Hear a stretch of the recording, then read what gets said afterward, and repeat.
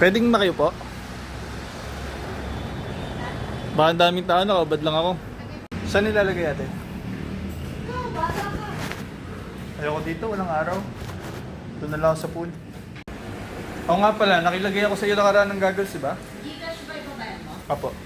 Banana loaf, 50 per slice. Ano? Banana loaf.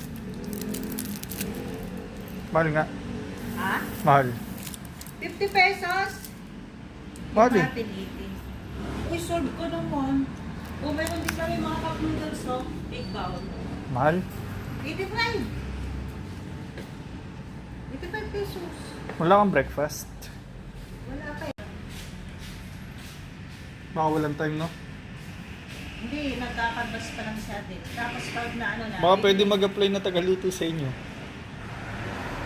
Tsura ni ate, oh. Akala mo maganda eh. Ha? Nagpapakit ba ako? May naman, no? Bagong bili ito ngayon eh. Oh, isa lang. Ba naman ano lang pala eh.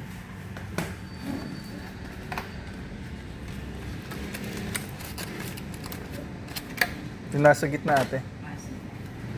O kaliwa. Para malaki. Parang mas malaki talaga palagi yung sa kaliwa eh. Pero sige, gitna lang ako. Yan lang.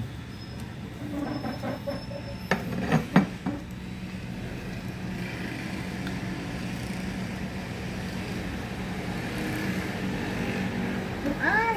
Ano ba? Ano ba natin? Ipapainit, hindi. Medyo mainit ate para masarap. Painit natin.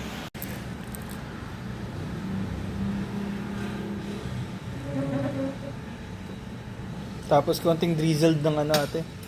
Nang Caramel. caramel. Kahit 3 pumps lang. Sige. Bakit kulang sa ano? Hindi mo hindi. Papampan mo. Yung Ito? mismong yan. Ano? Ay, may add-on. May add-on. Grabe naman. Isa lang eh. Yung 10 pesos. Ay, mayroong ano, buyam. paano yun?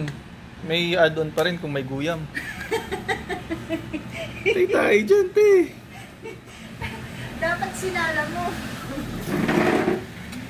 Mali ko pa eh, no?